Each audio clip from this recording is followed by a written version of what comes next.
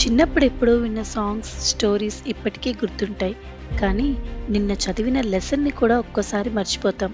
దానికి రీజన్ ఏంటో తెలుసా?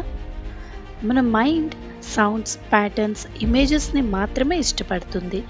సాంగ్స్ విన్నప్పుడు అందులో ఉండే రిథమ్ డోపమైన్ అనే ఒక హార్మోన్‌ని రిలీజ్ చేస్తుంది.